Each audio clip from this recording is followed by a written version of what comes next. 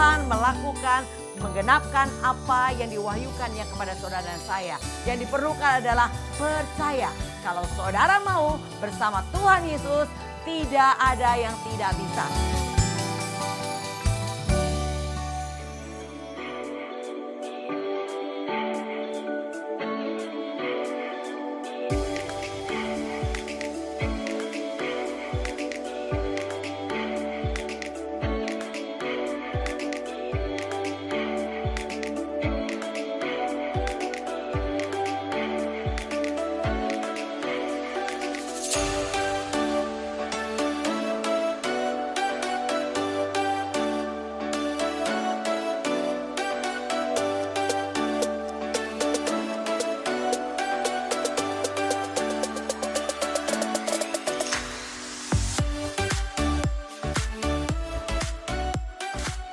Shalom sahabat Penobos, salam jumpa kembali bersama GOB, Generation of Breakthrough. Hari ini dengan tema belajar dari semut. Saudara, sebelumnya mari kita satukan hati, kita berdoa. Bapa, tahtinya kami menaikkan syukur kami untuk kesempatan kembali kami terima kebenaran firman Tuhan. Mari Allah Roh Kudus sendiri yang mewahyukan hikmat dan pengertian buat kami mengerti isi hati Tuhan. Terima kasih Tuhan, dalam nama Tuhan Yesus kami terima firman-Mu dengan antusias dan semangat. Haleluya, amin. Ya saudara, bacaan kita dari Amsal 6 ayat 6 sampai dengan ke-8. Hai pemalas, pergilah kepada semut, perhatikanlah lakunya dan jadilah bijak. Biarpun tidak ada pemimpinnya, pengaturnya atau penguasanya, ia menyediakan rotinya di musim panas dan mengumpulkan makanannya pada waktu panen. Ya, kita belajar dari semut. Tuhan suruh kita belajar dari semut, saudara. Padahal kita ini manusia ciptaan paling mulia loh. Kenapa kita harus belajar dari semut? Nah, kita pelajari apa sih kelebihan semut ya. Nah, dikatakan ciri-ciri seorang yang disebut pemalas. Kita belajar dulu nih, pemalas ya. Hai pemalas, belajar dari semut. Kenapa si pemalas harus belajar dari semut? Kita tahu dulu ciri-ciri pemalas, apakah kita termasuk orangnya? Mari kita perhatikan. Nah, pemalas ini bangunnya selalu terlambat, saudara. Ya, yang lain bangun pagi, udah doa pagi, naikkan syukur sama Tuhan, masih pules ya saudara ya. Itu salah satu ciri pemalas. Selalu menunda pekerjaan. Jadi kalau ada pekerjaan ditunda, ntar dulu dah. Nah itu namanya pemalas ya saudara ya. Dan juga pemalas itu ingin segala sesuatu yang serba instan dan cepat. Maunya sekarang juga, yang diinginkan dia maunya dapatkan sekarang juga. Nah itu pemalas ya. Dan juga suka mengeluh saat menemui kesulitan. Jadi bukan seorang pejuang ya, pemalas itu selalu suka mengeluh dalam setiap pekerjaan, bahkan dalam mengalami kesulitan yang mungkin kesulitannya nggak terlalu besar tapi dia udah mengeluh ya saudara. Nah pemalas itu tidak punya perencanaan di masa depan, nggak ada, hidupnya untuk hari ini udah cukup lah gitu ya. Nah saudara, itulah ciri-ciri seorang pemalas. Apakah ada di antara saudara saya? Saya berdoa kita tidak begitu ya saudara. Nah aplikasinya di dalam dunia rohani, orang yang disebut pemalas rohani itu nggak bisa bangun untuk doa pagi ya saudara ya. Masih enak peluk, guling ya dengan selimut, pakai AC, nggak mau bangun pagi. Itu ciri-ciri pemalas rohani ya saudara. Doa pagi orang menaikkan pujian, oh Tuhan kau baik, kita masih ngorok saudara di tempat tidur. Nah itu cirinya. Dan ia tidak fokus atau tidak punya komitmen dan integritas dalam mencari Tuhan. Artinya datangnya itu kalau sempet, kalau bisa, kalau lagi mood. Jadi nggak punya komitmen di dalam ibadah kepada Tuhan. Itu juga ciri-ciri pemalas rohani. Nah orang yang pemalas rohani itu adalah orang yang cepat marah, kecewa, putus asa ketika belum menerima jawaban doa. Itu dia udah marah, kecewa, dan akhirnya ia mengundurkan diri. Itu ujung-ujungnya ya saudara ya. Nah seorang pemalas seringkali bersungut-sungut dan saling mempersalahkan serta cepat menyerah ketika menghadapi kesulitan. Ini contoh orang yang pemalas rohani yang seperti itu. Dan tidak punya usaha untuk mencapai keadaan yang lebih baik. Artinya membiarkan dirinya stuck di situ, merasa cukup dan kurang berjuang. Ini ciri-ciri seorang pemalas rohani. Tapi pastikan tidak untuk saudara dan saya. Nah saudara, mengapa kita perlu belajar dari semut? Ternyata semut termasuk hewan yang kuat loh saudara. Ya, jadi semut termasuk hewan terkuat di dunia. Kenapa? Karena semut jantan itu mampu menampung beban dengan berat 50 kali dari berat badannya sendiri. Wow, ini hasil survei katakan demikian ya. Semut itu bisa menopang beban beratnya 50 kali dari berat badannya sendiri. Keren banget ya saudara ya. Jadi kita nggak tahu ya, baru hari ini ya saya juga baru tahu ya bahwa ternyata semut itu bisa mengangkut beban yang begitu berat ya, 50 kali dari berat badannya. Berat badan semut saudara, bukan berat badan gajah, berat badan semut. Nah, ada 7 pelajaran yang berharga yang kita perlu belajar dari semut. Yang pertama, semut itu saat keinginannya begitu kuat, tidak ada rintangan yang mampu menghadangnya. Oh, tuh luar biasa ya saudara. Jadi semut itu kalau punya niat atau kemauan, nggak ada yang bisa menghalangi. Dia akan melakukan apa yang diinginkannya. Jadi saat menginginkan sesuatu, ia harus bersungguh-sungguh dalam mengusahakan itu. Seperti kata pepatah dikatakan gini, usaha takkan pernah mengkhianati hasil ya. Karena usahanya begitu keras, kita tahu. Maka semut pada musim dingin dia itu ada di tempatnya. Kenapa? Karena dia sudah menumpuk bahan makanan. Jadi pada saat musim semi dia sudah mengumpulkan banyak bahan makanan, sehingga musim dingin ia tinggal menikmati aja ya. Nah, laksana semut yang berjalan jauh dengan kaki kecilnya, bahkan tidak jarang harus memanjat untuk sekedar mendapatkan keinginannya, yaitu makanan. Itu perjuangan semut saudara. Semut gak kenal lelah, gak cepat menyerah. Dan ini juga maka kenapa Tuhan bilang belajar dari semut hai pemalas ya, untuk kita berjuang dan jangan kenal lelah ya, jangan kita menyerah. Nah, semut itu lawan ego dan rela berkorban. Dia lawan egonya, dia rela berkorban saudara.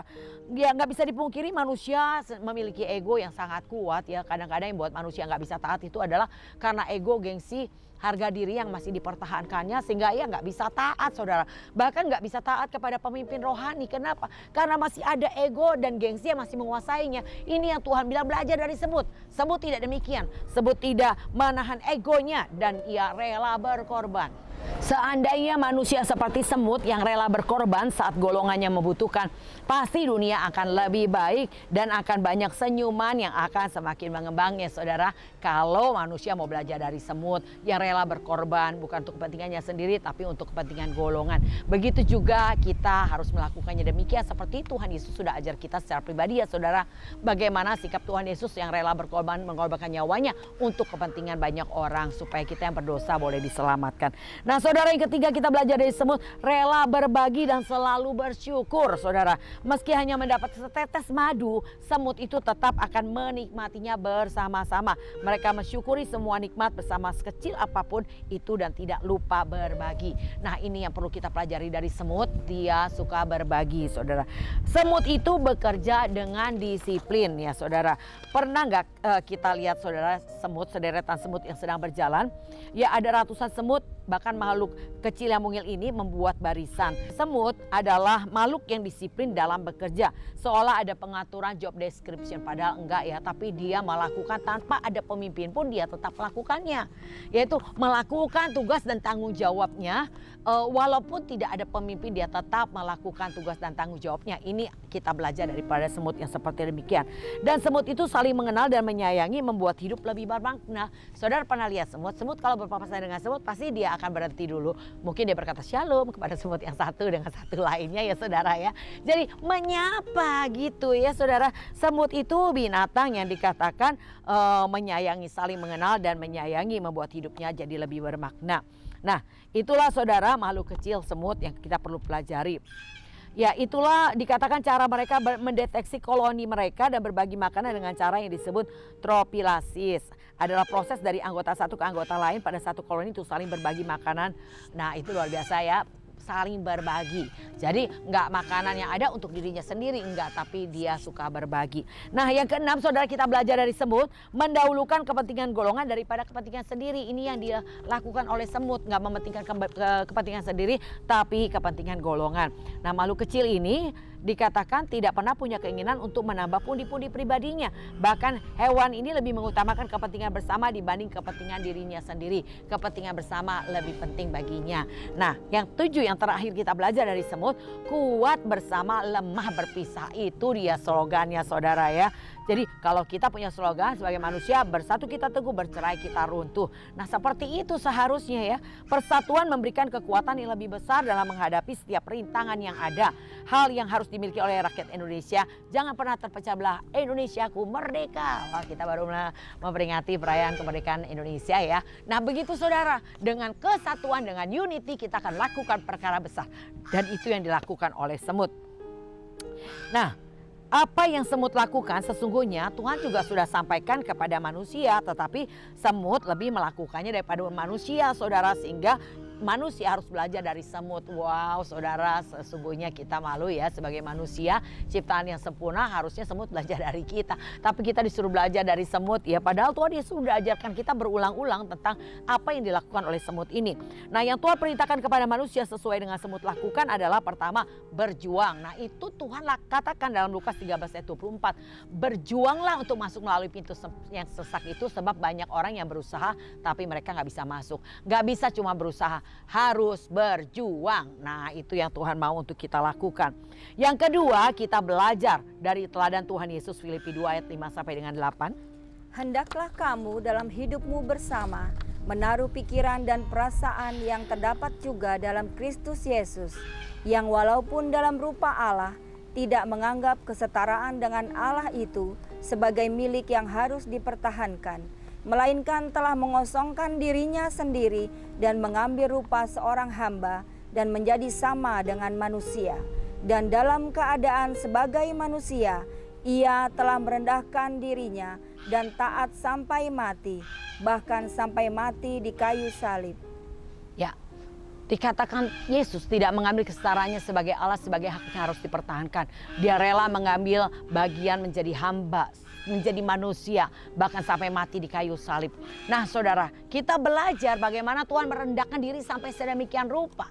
Untuk tujuan apa? Untuk dikatakan kita boleh diselamatkan. Dia rela berkorban, dia rela menanggung itu semua. Dan berkatnya juga dikatakan di ayat 9-nya, oleh sebab itu ia ditinggikan lebih dari segala nama. Kenapa? Karena Yesus rela direndahkan, maka ia ditinggikan. Begitulah teladan yang seharusnya kita ambil daripada teladan Tuhan Yesus. Rela direndahkan. Udahlah saudara, seperti 1 Korintus 6 ayat 7 dikatakan apa di situ?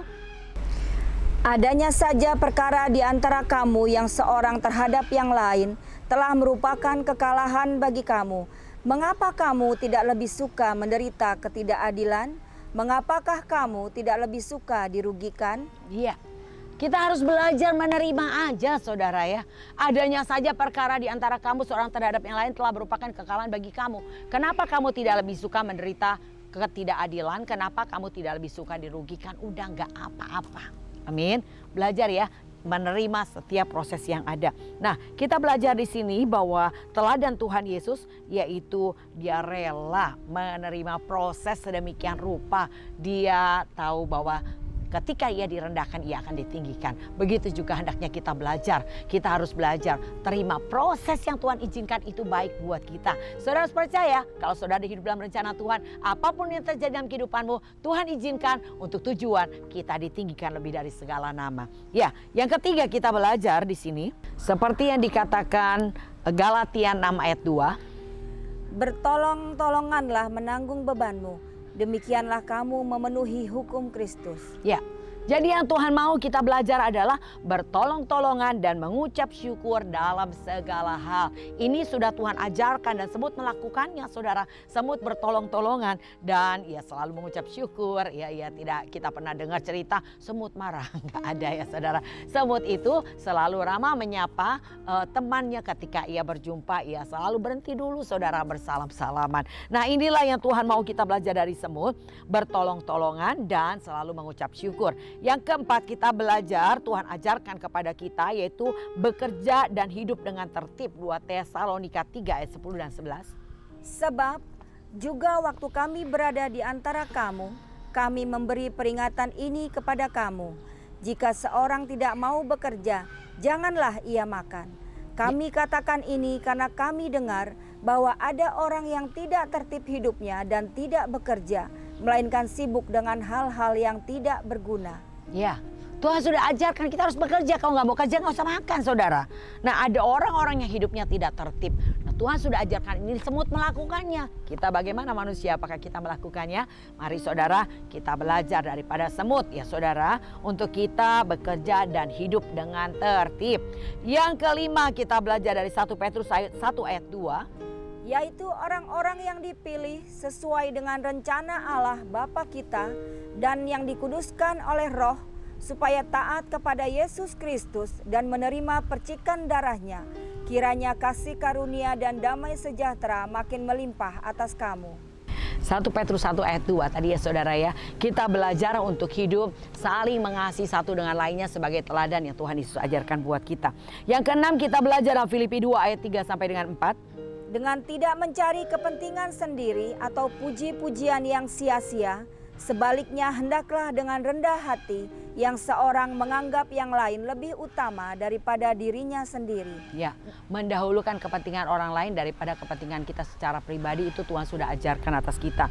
Dan kita belajar dari Kejadian 11 ayat 6. Dan ia berfirman, mereka ini satu bangsa dengan satu bahasa untuk semuanya. Ini barulah permulaan usaha mereka. Mulai dari sekarang, apapun juga yang mereka rencanakan, tidak ada yang tidak akan dapat terlaksana. Ini belajar dari Menara Babel, saudara. Ketika Tuhan melihat bahwa manusia dengan satu bahasa, mereka boleh menciptakan menara yang tinggi, mereka ciptakan sampai ke langit. Jadi Tuhan berkata, kalau mereka melakukan ini terus, maka tidak ada usaha mereka yang tidak berhasil. Artinya, pasti berhasil. Jadi saudara, dengan unity, kesatuan hati, kita akan melakukan perkara-perkara yang besar. Tapi ingat, iblis tidak mau kita unity supaya kita tidak bisa melakukan hal yang besar. Jadi oleh karena itu jangan biarkan iblis mengambil kesempatan untuk memecah belah di antara kita. Kalau ada perpecahan di antara komunitas saudara, saudara harus sadar bukan datang daripada Tuhan. Iblis berusaha membuat kita terpecah agar kita tidak bisa melakukan perkara yang besar. Saudara harus perangi, bukan saudara izinkan iblis membuat kita terpecah-pecah, tapi kita harus perangi dan kita tetap unity. Kita akan melakukan banyak hal yang besar. Nah, ini pelajaran yang diberikan Tuhan kepada kita dan semut melakukannya. Ada 7 pelajaran tadi yang kita belajar dari teladan Tuhan Yesus, yaitu saudara harus berjuang, dan kita belajar daripada teladan Tuhan Yesus yang rela direndahkan serendah-rendahnya, tapi ia ditinggikan lebih dari segala nama, dan ia bertolong-tolongan. Tuhan ajarkan kita dan selalu mengucap syukur, bekerja dan hidup dengan tertib, saling mengasihi, mendahulukan kepentingan orang lain, dan dengan kesatuan semua yang direncanakan pasti terlaksana. Jadi manusia yang harus kita lakukan adalah bertobat. Kenapa? Karena manusia kita sebetulnya ciptaan Tuhan yang paling sempurna. Tapi Tuhan bilang belajar daripada semut ya. Mari kita tinggalkan kemalasan dan mulai ambil keputusan untuk rajin. Kerajinan saudara akan menentukan tindakan Tuhan terhadap saudara dan saya. Tuhan mau orang yang rajin. Kenapa Tuhan menumpang ke dalam perahu Petrus? Padahal ada banyak perahu lainnya di situ. Kenapa Petrus rajin? Semalam-malaman dia itu menangkap ikan tapi tidak mendapatkan ikan. Tapi dia tetap menyebarkan jalannya untuk menangkap ikan. Artinya Petrus orang yang rajin. Nah, Tuhan mau kita menjadi orang yang rajin. Maka dikatakan dalam Roma 12 ayat 11, janganlah hendaknya kerajinanmu kendor, biarlah rohmu menyala-nyala dan layani Tuhan. Bagi orang yang rajin, untuk apa? Datang kepada Tuhan, rajin beribadah, rajin cari Tuhan, rajin melakukan pekerjaan baik, rajin baca firman Tuhan, dan saudara orang yang rajin untuk melakukan firman Tuhan. Saya percaya roh saudara pasti menyala-nyala. Tapi jangan coba-coba kerajinannya mulai kendor. Kata rajin mulai kendor dimulai dari angka 1. Kalau sudah mengurangi 1 akan ada 2, akan ada 3. Akhirnya mulai melipir-lipir dan hilang dari pandangan manusia dan pandangan Tuhan. Ini yang iblis mau. Saudara harus sadar saudara. Bahwa iblis mau menjauhkan saudara dan saya dari Tuhan. Mulai dari hal yang kecil saudara. Dia akan berusaha membuat saudara jauh dari Tuhan. Jangan biarkan ia ambil bagian di dalam kehidupan kita. Nah saudara, berpikirlah demikian. Kalau semut saja bisa, maka kita juga pasti bisa ya. Lebih bisa lagi seharusnya. Kenapa? Karena kalau saya mau bersama Tuhan Yesus, saya pasti bisa. Kita punya Tuhan Yesus saudara. Semut tanpa Tuhan dia bisa lakukan. Apalagi kita bersama dengan Tuhan, kita akan melakukan banyak perkara-perkara yang besar. Nah saudara, Tuhan meminta pemalas belajar dari semut. Dikatakan tadi, buktikan bahwa kita bukan orang yang malas saudara. Tadi kita udah belajar ciri-ciri orang yang malas ya. Maka kita pasti melakukan apa yang semut lakukan, bahkan lebih dari itu, karena kita adalah ciptaan Tuhan yang lebih mulia daripada semut.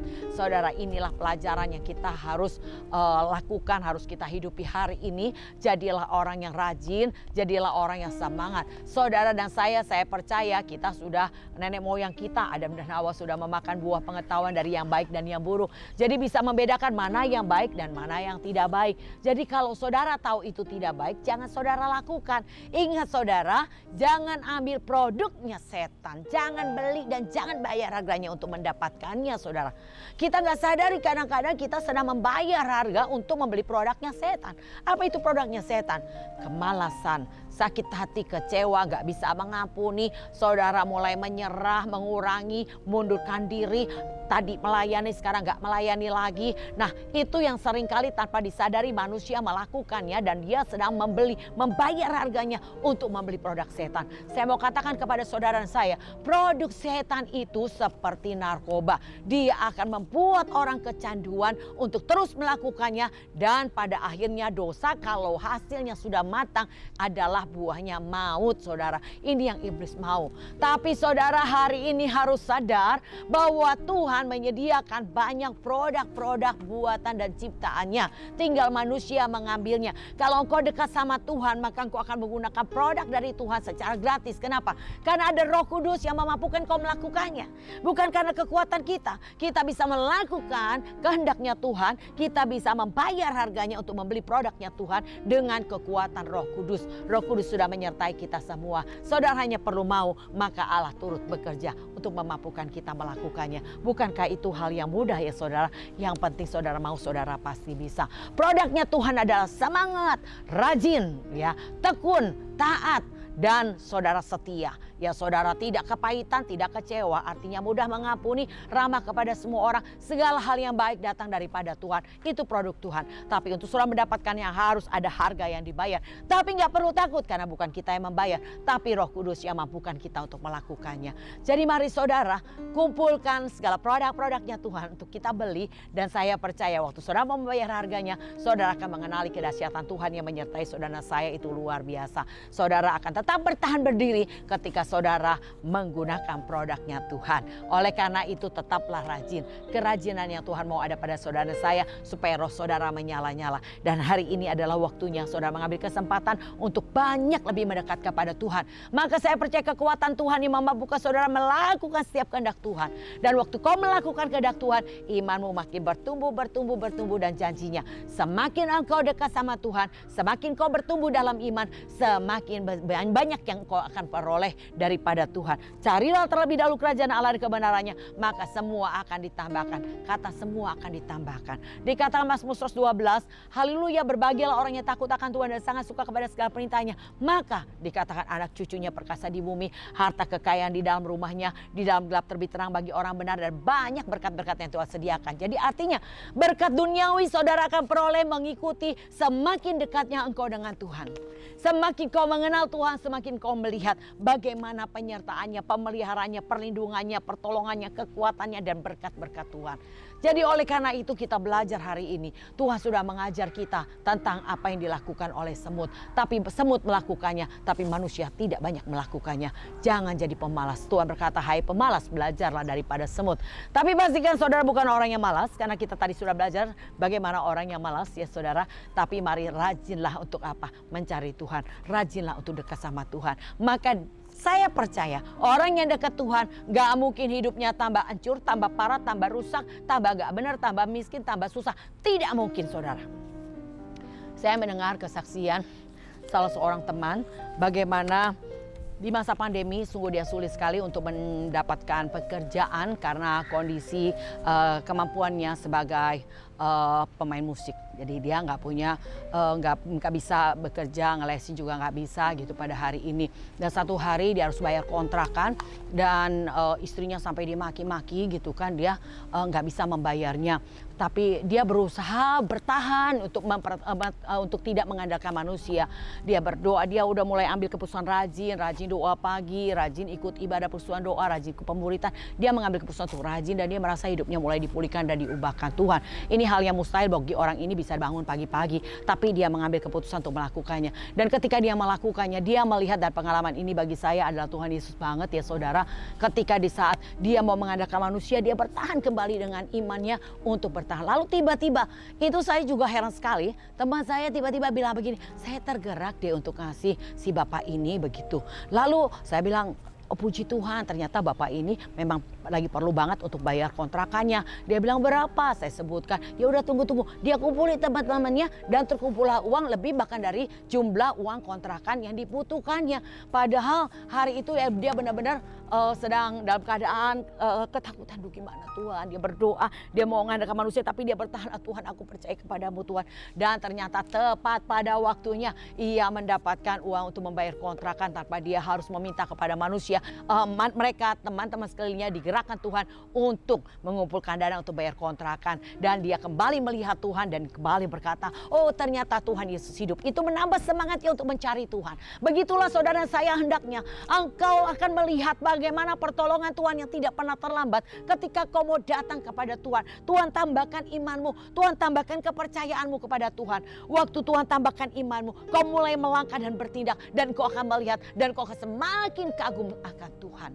Sungguh saudara, kalau menceritakan kebaikan Tuhan, nggak tahan ya saudara, mau meneteskan air mata karena betapa baiknya Tuhan. Tuhan yang saudara dan saya sembah adalah Tuhan yang hidup, bukan Tuhan yang punya mata tidak bisa melihat, punya telinga tidak bisa mendengar, punya mulut tidak bisa berbicara, tidak.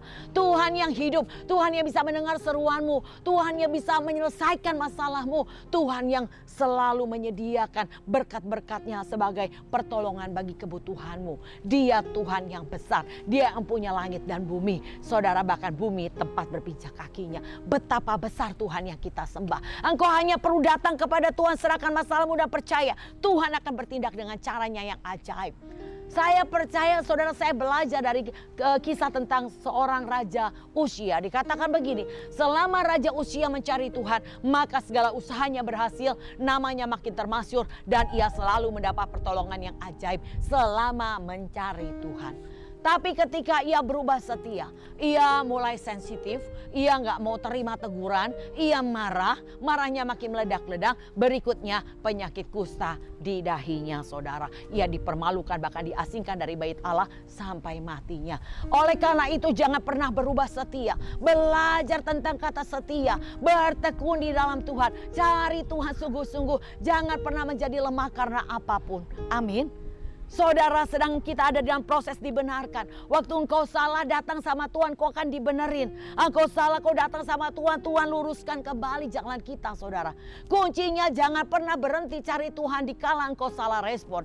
Kau harus cari Tuhan, Tuhan akan luruskan jalanmu. Ketika kau berhenti cari Tuhan, engkau sama saja sedang mengambil keputusan seperti Yudas. Berhenti, menghentikan prosesnya dengan bunuh diri. Saya percaya kalau Yudas mau bertobat saat itu Tuhan akan mengampuninya. Tapi sayangnya ia memutuskan proses itu sehingga ia bunuh diri dan tidak boleh kesempatan lagi. Demikian sahabat penerobos, biarlah menjadi berkat buat kita. Belajar dari semut. Banyak 7 hal yang tadi kita belajar dari semut yang Tuhan juga sudah ajarkan sebetulnya kepada kita. Tapi semut melakukan, manusia seringkali tidak melakukannya. Tapi hari ini kita mau bertobat ya saudara. Kita mau bertobat, kita belajar dari semut hari ini untuk menjadi pribadi yang rajin, punya semangat, cari Tuhan sungguh-sungguh, tidak mementingkan diri sendiri tapi mementingkan kepentingan orang lain. Mari saudara, saya akan berdoa buat sahabat penerobos yang hari ini kalau kriteria malas mungkin ada menjadi bagian saudara. Hari ini kita bertobat dan minta kekuatan Tuhan. Mari angkat tanganmu. Bapa, hari ini kami bertobat Tuhan. Kami mau mengambil keputusan menjadi orang yang rajin, sungguh-sungguh semangat Tuhan. Kami tidak mau jadi pemalas. Kami belajar dari semut hari ini, dan Engkau juga sudah mengajar, memberi teladan buat kami, mampukan kami melakukan dan menghidupinya. Terima kasih Tuhan untuk kuasa kebangkitan yang Tuhan berikan bagi kami. Dalam nama Tuhan Yesus kami menerimanya. Haleluya. Demikian sahabat penerobos, biarlah menjadi berkat buat kita semua. Saudara boleh ketik nomor di bawah ini dan katakan, saya rindu bergabung dalam komunitas penerobos. Saya akan mengundang saudara dengan link Zoom yang saya akan berikan untuk saudara belajar dari berbanyak aktivitas kita, melatih diri kita menjadi para penerobos di akhir zaman. Puji Tuhan. Tuhan Yesus memberkati. Salam GOB.